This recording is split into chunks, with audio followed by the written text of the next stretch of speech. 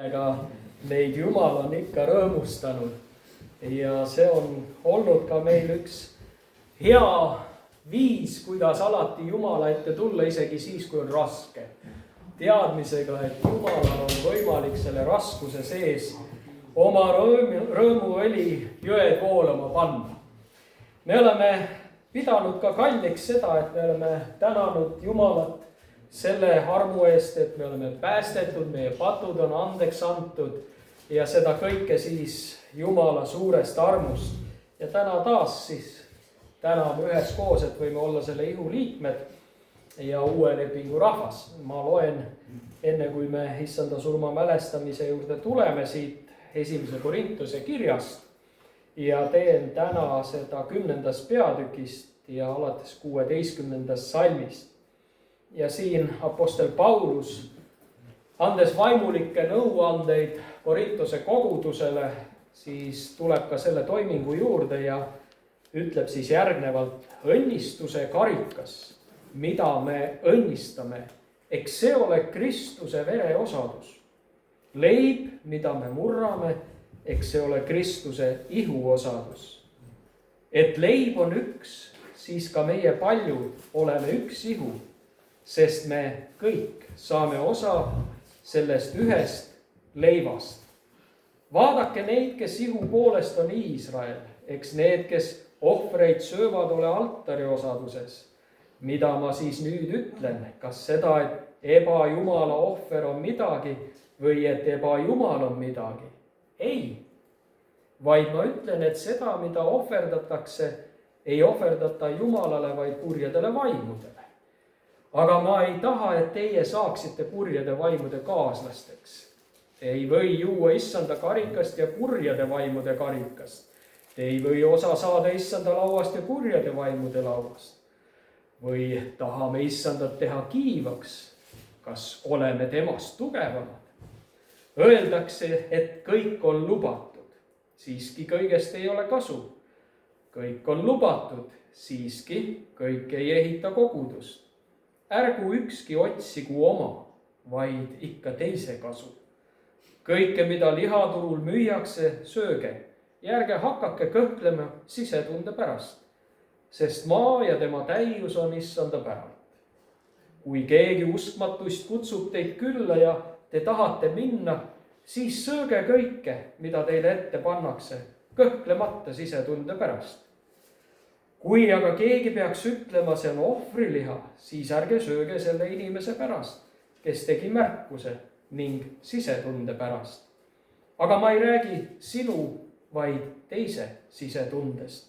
Sa ehk ütled, mis pärast peab nüüd teise sisetunne minu vabaduse suhtes olema määrav. Kui mina seda tänuga vastu võtan, miks mind siis teotatakse selle pärast, mille eest ma tänan? Niisiis, kas te nüüd sööte või joote või teete midagi muud, tehke seda Jumala austamiseks. Ärge olge komistuseks ei juutidele ega kreeklastele ega Jumala kogudusele. Nii nagu minagi püüan igati kõigile meeldida ning ei otsi oma, vaid paljude kasu, et nad päästetakse. Amen. Paulus on andmas siin juhendeid, võiks öelda, kogudusele, kes elas multikultuurses linnas. Väga palju erinevaid templeid ja Jumala teenistusi toimus seal ja vahel kippus segamini minema koguduse inimeste hulgas ka, et mida siis tohib ja mida ei tohi. Ja siin siis Paulus natuke selgitab ja kutsub teatud mõttes ka mõtlema sellele, mida see konkreetne sündmus ikkagi tähendab. Et me täname Jumalat selle eest, et meie patud on andeks antud. Ükski ebajumal seda teha ei saa ega suuda ega võigi. Ja tuletab meelde siis ka, et me oleme uues lepingus nüüd elava Jumalaga, mitte enam käsuseaduse läbi, aga Jumala armu läbi ja Kristuse valatud vere kaudu. Nii et siin tuleb aeg-ajal Paulusel ka jälle korrigeerida ja juhendada ja suunata, kuidas ja mismoodi me seda siis käsitleme. Ühes kohas ta lausa ütleb, et sööge ennem kodus kõhud täis ja siis tulge issanda laua osadusse, sest vahel võis juhtuda, et läks käest ära asi ja läks millekski muuks, kui tegelikult Kristus seda oli mõelnud ja apostel Paulus seda mõistnud. Me ikka täname Jumalat ja see on nagu meile oluline selle poole pealt ka, et igaüks me oleme erinevad. Meil on omad nõrkused, omad tugevused, aga Kristus on, kes on meid kutsunud ja asetanud oma ihusse igaühte oma koha peale. Ja me ei peaks üksteise üle arvete ega hukkamõistu praktiseerima, vaid andma ikkagi kogu au ja kiituse Jumalale, et ta inimese on kutsunud ja püüda mõista, mis kellegi elus parasjagu toimub ja nii nagu ta ütleb siin, et vahel isegi mõne teise pärast ma jätan mõne asja tegemata, sest see võib olla temale komistuseks.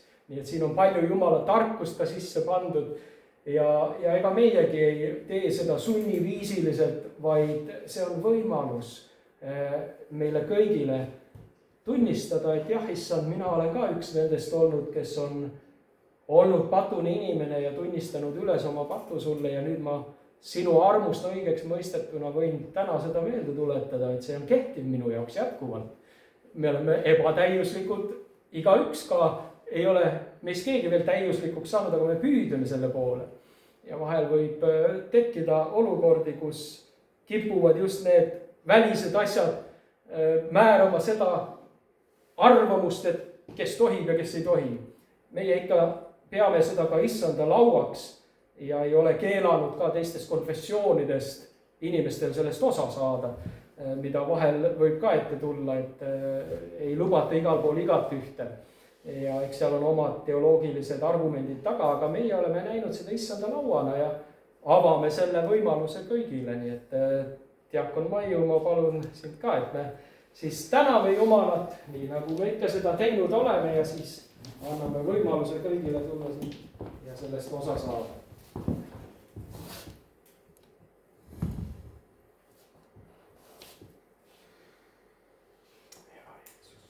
Tõesti, me täname sind, taevane isa, et meil on see võimalus tulla kokku ja tänada sind selle eest, et meie patud on meile andeks antud. Me täname sind selle eest.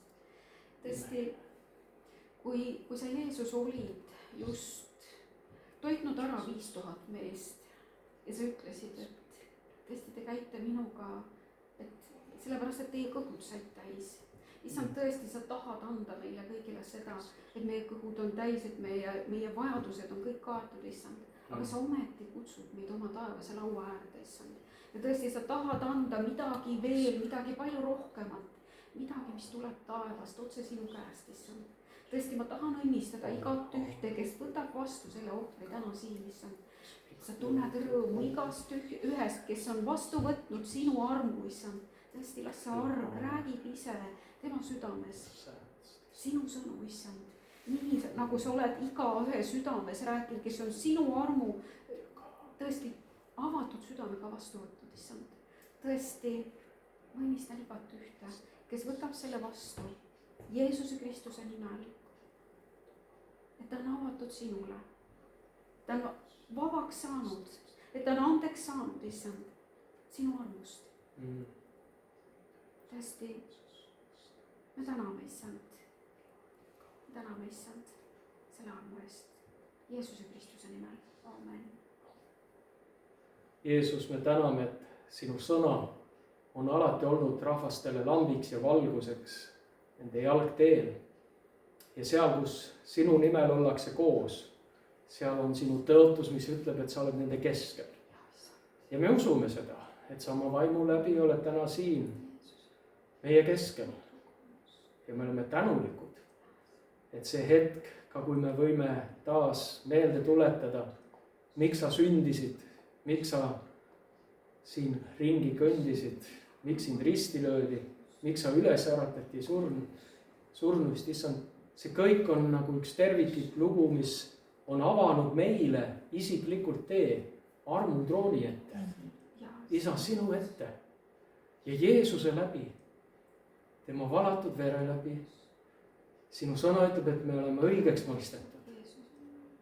Meie üle ei mõisteta enam sellisel viisil kohut, kuna me oleme tunnistanud oma patu ja meelt parandanud, pöördunud vanast uskunud sinusse ja sinu lunastustöösse.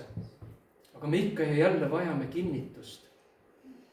ja kinnita täna igat ühte, kes osa tuleb saama, et ta on patud andeks saanud. Issand, see on suur arv. Ja et me oleme uue lepingu rahvas ja see leping on armastuse leping. Mitte süüdistav, vaid ülesehitav. Tänu ja kiitus sulle. Amen. No nii, vennad, tulgem ja saagem osa Kristuse jõust ja tema lepingust. Tänu Jumalale. Võite oma kohtadelt siis tulla nii, kuidas te parasjagu olete. Ei ole meil seatud siin järjekorda, et üks on eelistatud ja teine mitte. See on vaba ja Issanda Kristus. Tänu Jeesusele. Jeesuse Kristusele. Puhtaks pestud, kõigest pahtust, kõigest süüst. Tänu Jumalale. Issand õnnistab seda. Jumal õnnistab seda. Issand Jeesus Kristusele. Tänu Jumalale. Jumal kinnitab seda. Tänu Jeesusele. Issand õnnistab seda. Tänu Jumalale. Kiitus Jeesusele. Jumal õnnistab seda. Tänu Issandale mõju eest.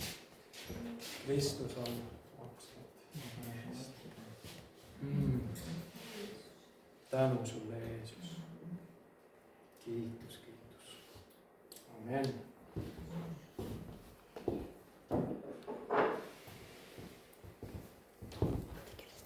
Nüüd ma annan sõna Anitale. Ole hea, Anita, ja juhata sisse järgnev korjanduse osa siis.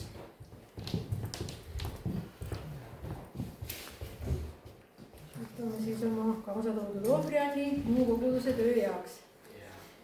Aga täna kordame jälle üle, tahaks rääkida rohkem kümnisest. Ja kõigepealt siis loeme tuntud kirja kohta, Malaki 3. Hakkame otsast peale. Et teatud asju me peame ikkagi Jumalale selgeks tegema ja kordama, miks me mingeid asju teeme. Sest sina, Issand, ei ole ennast muutnud.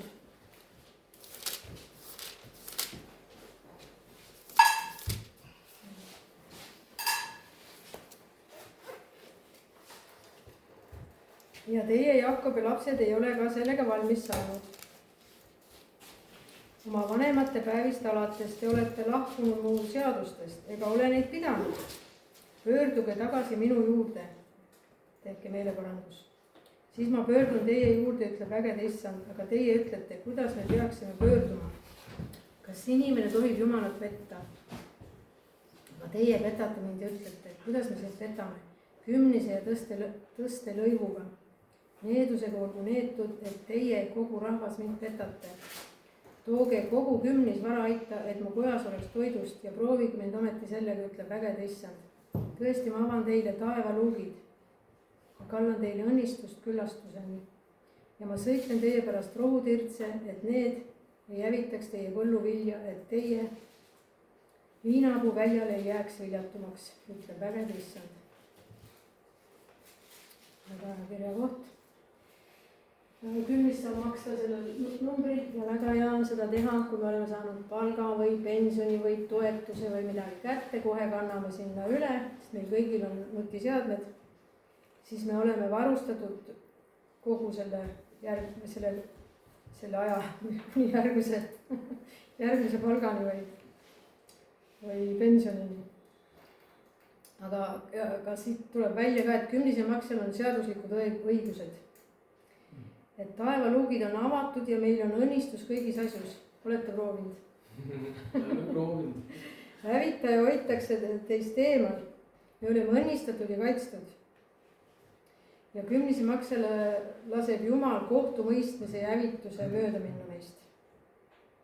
Kümnise makse õigus on olla terve ja varustatud kõige vajalike asjadega.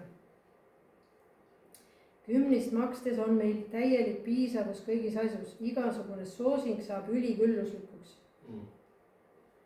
Et kui me ei tule välja oma rahadega, siis tuleb hakata kümnist maksma ja siis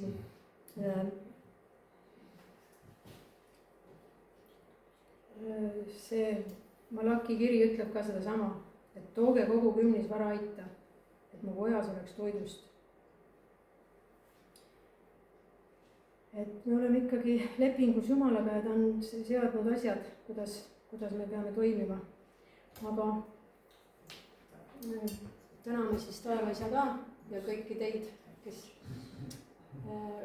issand, ma tänan, et sa annad meile seemet külvata. issand, ma tänan, et sa aitad meil aru saada sellest seadusest, mille sa oled loonud. Et kui me maksame sinule kümnist, siis me oleme varustatud kõige vajalikuga. Ja me saame hakkama oma elus, oma rahadega. issand, ma tänan selle ohvrianni eest. Ja ma õnnistan igat üksikut andjat, issand. Ja ma õnnistan seda raha, mis me siia panime, issand, et see tuleb meile kasuks, see tuleb meile tagasi. Et see ei jää niisama kuskile õhku rippuma, vaid me oleme sellega, kui me välja anname, siis me saame ka tagasi. Tänu Jeesus selle eest. Ma õnnistan igat üksikut andjat Jeesuse nime väes ja tänan, issand, ja et see raha, mida me siin nüüd siis siia kokku korjasime või see ohvriand, et see läheb koguduse heaks ja et see oleks õnnistatud ja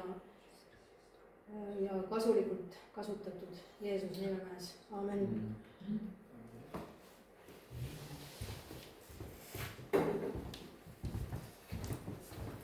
Suur tänu, Anita. Nii, nagu ma alguses mainisin ka, siis on detsembrikuu selline advendikuu ja siis räägitakse ikka valgusest ja soojusest ja kõigest sellest. Ja minul ka täna on jagada teiega südames sõnum, mille ma olen pealkirjastanud ka siis järgnevalt valgus, mis leiab ränduri. Me kõik oleme selles maailmas nagu ühed rändurid. Ja meil kõigil on ees rännak, mis on saanud alguse ja ühel päeval ta selles maailmas saab otsa, lõpeb, aga mitte meie elu, vaid selle kohta Jumala sõna ütleb, et see on, kes on Kristuses pärimas igavest elu ja see kõik seisab ees. Aga Vana Testamendi prohvet Jesaja, keda ma juba ka lugesin, on rääkimas just sellest valgusest, milles Uus Testament ka palju juba reaalsuses räägib. Ja Vana Testamendi prohvet Jesaja 9. peatüki 1. salm ütleb, rahvas, kes käib pimeduses, näeb suurt valgust. Ja Uues Testamendis on Johannese evangeelium, mis ütleb 1. peatükis 5. salmis, valgus paistab pimeduses ja pimedus ei ole seda võtnud omaks. See on ikka nii, et aastas on üks aastaaeg, mil maailm justkui võiks öelda hingab natukene teisiti kui tavapäraselt. Ja päevad, nii nagu me näeme, on lühikesed, õhtud on pikad ja kõige selle sees kogetakse, et sellisel vaikuse hetkel on ka omamoodi nagu üks eriline aeg. Sellel on üks koht. See on aeg, kus võiks öelda, et küünalde valgus tundub kuidagi tähenduslikum kui mõnel muul kuul. Suvel paned küünla põlema, siis ta ei ole see, mis ta on detsembrikuus, et me nagu tunnetame ja tajume, et see detsember, see kuu on kuidagi eriline. Advendikuu, adventus ladina keeles, ootuse aeg. Ja advendiaeg üldiselt, kui me märkame, ei jõua kohale sellise suure müraga või käraga, vaid võiks öelda, et ta nagu hiilib. Ta hiilib nagu üks varahommik, kui esimene valgus on veel hästi õrn selline ja sa pead ise vahel küsima siis, et kas see on juba koit või on veel öö, kuidagi selline habras ja õrn ja just sellisesse vaiksesse, võiks öelda ootusesse kõlabki see sõnum Jumala poolt, et valgus tuleb. Vanatestamendi prohvet, valgus on tulemas, valgus tuleb. Valgus on teie poole teel ja valgus, kui ta on teel meie poole, siis ta leiab sind ühel hetkel ülesse. Ma jutustan teile ühe loo. Sellest on ammu aega tagasi, kui üks rändur, kes rändas põhjas mööda kiviseid ja lumiseid radu, kandis omaga kaasas ühte korvi ja seal korvis oli tal väga palju erinevaid tööriistu ja nimelt tööriistu, mis puudutasid just kiviraiduri tööd. Ja tema töö viis teda ikka aeg-ajalt sellistesse üksildastesse paikadesse, kus oligi nii, et päevad venisid väga pikaks ja pikemad ööd veelgi pikemaks. Ja ühel talvisel õhtul, kui ta on jälle teel, tabab teda korraga selline suur lumetorm. Ta eksis muidugi teelt ära selle tõttu ja tundis, kuidas seesama pimedus korraga hakkab teda nagu neelama. Ta proovis edasi liikuda, kuid iga sammuga tundus, et pimedus läheb aina sügavamaks ja hirmsamaks, mis tahab teda neelata. Viimaks istuski ta maha, väsinud, lootus täiesti kadunud. Keegi tema mõttes ei leia mind siit, keegi ei tule üldse otsimagi. Nii et ta oli väga sellises kurvas, pimedas olukorras. Ja siis, kui torm jälle aina tugevamaks ja tugevamaks paisub, on ta juba kaotamas igasugust lootust elule, veel vähem rääkimata tema tööst, mis teda ees ootas. Ja ta istub seal ja esialgu ta arvaski, et nüüd on lõpp. Ja siis korraga ta näeb sellist võbelevat valgust eemalt. Esialgu arvas ta, et see nagu ikka kipub olema vahel, et kui sa sellises olukorras oled, et näed nagu viirastusi. Et kujutab nagu ette, et mingi valgus paistab. Aga see tuluke ei kadunud. See oli ikka vilkumas kuskil kaugemal. Ja järjest nagu kasvab ja kasvab ja kasvab. Ja see polnud muidugi päikesevalgus, mis seal pimedas öös niimoodi säras, vaid see oli üks väike küünal, mis oli pandud ühesse laternasse. Ja nimelt sellel hetkel, kui see torm tabas, oli üks lambakarjus veidi eemal oma lammastega laudas ja märkab, et lambad on millegi pärast väga rahutud. Ja tema nagu tunnetab, et miskit on nagu viltu, miski on valesti. Ja tajub ära, et nüüd on vaja võtta see väike tuluke, minna välja ja hakata kedagi otsima. Ta isegi ei tea. Ja ta läheb oma laternaga välja ja lihtsalt loodab, ehk kedagi saab sellest abi. Ja muidugi ta leidis selle ränduri, kes oli seal pimeduses lootuse kaotanud ja väikese laterna valgus, võiks öelda, oli piisavalt võimas ja suur selleks, et näeks see karjus seda lootuse kiirt. Vahel see väike küünlaleek pane pimedasse ruumi, on niivõrd suure tähendusega. Ja sellel hetkel oli selle karjuse jaoks see üks moment, kus ta tunnetas, et midagi on toimumas. Seal samas on rändur, kes tunnetab, et nüüd on kõik läbi. Ja siis nad kohtuvad. Ja võiks öelda, et selline on nagu advendiaeg ise. See on nagu advendilugu ise. Me ei jõua valgusesse oma jõuga. Me ei suuda.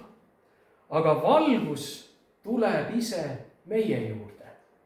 Nii nagu ütles prohvet Jesaja, ma kuulutan teile valgust, mis on tulemas.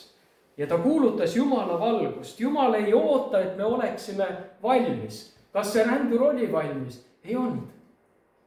Ta oli seal kurvana. Aga Jumal tuleb sinna, kus me tegelikult oleme. iganes, kus sa täna oma elus oled. Jumalal on võimet tulla sellesse paika ja tuua pimedusse üks valgus. See rahvas käib pimeduses, oli Jesaja sõnum. Nad pole veel valguse lähedalgi. See pimedus võib tähendada erinevaid asju. See pimedus võib olla mure meie pere pärast või laste pärast. See võib olla südamehaav, mis pole paranenud, kunagi on keegi haiget teinud. Aga see võib olla ka väsimus, mida vahel on raske iseendale tunnistada. See võib olla rutiin, mis on kaotanud värskuse või süü, mis ei lase hingata. Üksindus, mida inimesed tunnevad, mis just nimelt nagu talviti tundub nagu, et koputaks valjemini kui muul ajal. Need võivad olla erinevad asjad. Jeesus ei oota, et me sellest ise välja pusiksime ja siis tuleme tema juurde. Ei, ta astub ise meie pimedusse. Tema suudab seda. Tema astub meie pimedusse, nagu karjus, kes läks lumetormi sisse, sest ta teadis, keegi on eksinud. Jumala silmad, nagu öeldakse, Jumala pilk on iga inimese peal. Ja inimene ei pruugi alati ise suuta sellest olukorrast välja rabeleda. Jumal tuleb tema juurde selleks, et teda aidata. Valgus ei tule lärmakalt, ta tuleb tasa, vaikselt. Kui Jeesus sündis, ei raputanud seda sündmust ei Rooma poliitika, ei Herodese palees toimuvad sündmused, ei. See sündis, võiks öelda, inimeste poolt ette valmistamata. See sündis lihtsas tallis, loomalaudas. See tuli nagu küünlaleek, mis hakkab vaikselt levima. Ja nii tuleb ka Jumala valgus meie ellu. Jumala valgus läbi rahu, mis tuleb meie südamesse, korraga ärevuse sees inimene tunnetab, huvitav, niisugune rahu on täitnud mind. Läbi teadmise, ma ei ole üksi, läbi vaikse lootuse, Jumala ligiolu. Nii et advendivalguse eesmärgiks ei ole see, et maailm oleks ühe korraga täiuslik. Ei, advendivalgus ütleb, et Jumal on sulle väga lähedal. Isegi siis, kui pimedus pole veel taandunud, ta on väga lähedale jõudnud sulle. Keegi rääkis ühe loo kord, kus haiglas oli üks eakas mees, kelle tervis oli väga kehv. Ja ta ütles õele, et tema ei tea, kas tema enam päikesevalgust ja päikesetõusu üleüldse oma elus näeb. Ja huinus magama ja sellel ajal, kui ta magas, siis armas õde pani ühe päevalille tema lauale sinna. See oli väike, see oli väga lihtne päevalill. Ja kui mees märkas ja üles ärkas, ta ütles, et oi, kus see siia tuli? Muidugi õde naeratas ja ütles, et ma mõtlesin, et kui päike ei tule teie juurde, siis toon midagi, mis meenutab päikesevalgust. Seesama väikene žest selle õe poolt muutis kogu selle mehe elu ja hoiakut. Ta ütles, et te tõite mulle valguse. Kui too mees hiljem oma elu viimaseid päevi elas, ütles ta, mul ei olegi vaja kõike teada, mis siin maailmas toimub ja juhtub. Piisab sellest, et ma tean, et valgus tuleb. See on advendiaja imesõbrad. Jumal kasutab inimesi, Jumal kasutab sind, kasutab mind, et kanda valgust neile, kellel seda on vähe. Ja seesama väike päevalilleke seal korraga muudab ühe kurvaks jäänud mehe elu ja toob tagasi ühe lootuse. Me ei ole kutsutud olema ideaalsed, kaugel sellest. Küll aga need, kes kannavad seda valgust, mida me ise oleme kogenud Jumala armastuse kaudu oma eludes, kes kannavad seda edasi. Seal, kus me parasjagu oleme. Jeesus ütles, teie olete maailma valgus. Küsimus ei ole, kas sa tahad olla maailma valgus. Jeesus ütles, te olete, sest minu armastus elab teis. Valgus ei tähenda, et me peame olema automaatselt täiuslikud või laitmatud või meil ei oleks probleeme või alati me oleme tugevad. Ei. Valgus tähendab seda, meie sees on Jumala säde, võiks öelda nii, mis võib kedagi teist puudutada. sa võid olla valgus ka siis, kui sa näiteks helistad oma sõbrale, kelle hääl võib-olla on viimased nädalad kõlanud väga väsinult. juba sa oled nagu üks valguse kiir tema jaoks. Või palvetades kellegi eest, kes ise enam seda teha ei jaksa. Või sa teed mingi väikese heateo, mida ei märgata, aga mida Jumal kasutab. Või öeldes vabandust sealsamas, kus pimedus tahaks öelda sulle, et miks just sina või mina. Olles rahuallikas seal olukorras, kus teised kaotavad rahu. Nii et me saame olla valguseks erinevates situatsioonides. Valgus ei võida pimedust kunagi läbi jõu, vaid kuidas? Läbi kohalolu. Ta on seal. Pimedus ei suuda valgusele vastu panna isegi mitte väikesele küünlale. See on huvitav, et valgus on alati midagi võimsamat kui pimedus. Valgus ei küsi, kas oleme seda väärt. Valgus lihtsalt tuleb. Samad südamed on korraga sul sees. Advendi aeg seega võiks öelda, ütleb meile, et me ei pea valgust ära teenima. Me ei pea olema tugevad, me ei pea teadma, mis meid ees ootab. Me oleme Kristuse poolt kutsutud valguseks. Ja valgus lihtsalt tuleb. Valgus leidis selle väsinud ränduri sealt. Valgus leiab ka selle, kes ütleb, ma ei oska enam palvetada. Jeesus on samuti öelnud, mina olen maailma valgus. Ja tema valgus ei kustu iialgi. Kui mõelda täna läbi 2000 aasta ajaloo, siis sa näed täna miljoneid inimesi, kes ütlevad, et just Kristuse valgus tuli seal, kus mul oli kõige pimedam koht elus ja tõi ühe lootuse minu ellu. Nii et Kristuse valgus ei tagane, vaid see aina kasvab ja kasvab. Ja see on ilus.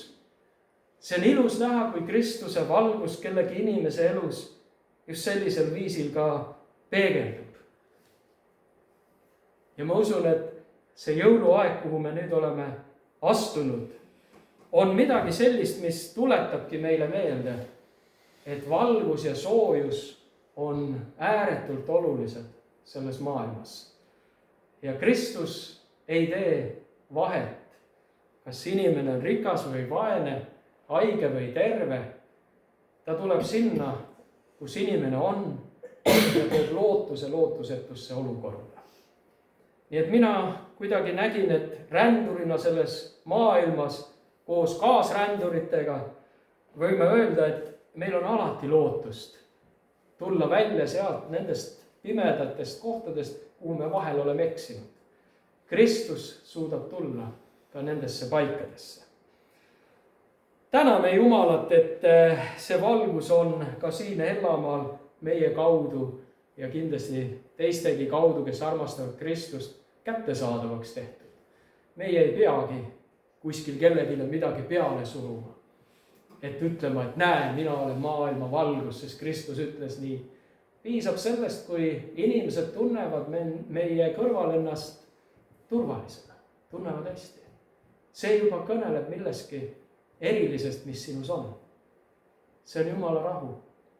See on Jumala valgus läbi Kristuse sinus. Tõuseme.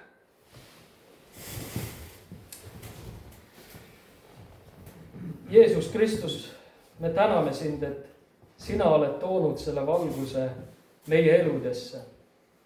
Ja me palume, et tule ka meie nii-öelda talvisele teele, nii nagu tulid sa selle ränduri juurde valgusega, mis leiab ülesse selle, kes on eksinud. Leiab ülesse selle, kes vajab erilist soojust. Süüta ka meie südametes üks rahu ja lootus taas, kui see on kippunud kustuma. Jeesus, sära meie üle, kui meie ise ei näe teed. Ja kasuta meid, et me võiksime kanda sinu valgust neile, kes täna on pimeduses. Anna, et just see advendi aeg oleks aeg, kus valgus kasvab samm-sammult nii meis kui meie ümber. Me täname, et sinu armastus on see valgus ja soojus, mida me võime kanda endas ja endaga. tänu ja kiitus sulle, et sa oled hea. Amen. Laulame lõpus veel kiitust Issandale ja täname teda selle eest, et meil on need head võimalused täna kokku tulla ja ennast kinnitada ja julgustada lasta Jumala valguse poolt.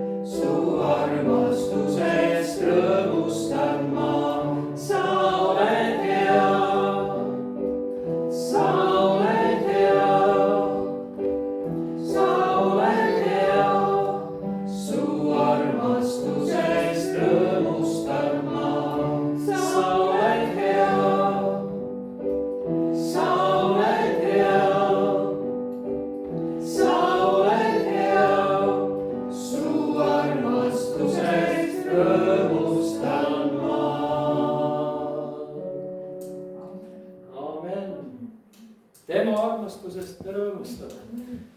Aga tuleme siis nüüd ja võtame siit laua peal ka, mis meile valmis pandud on. Saab soovida seal.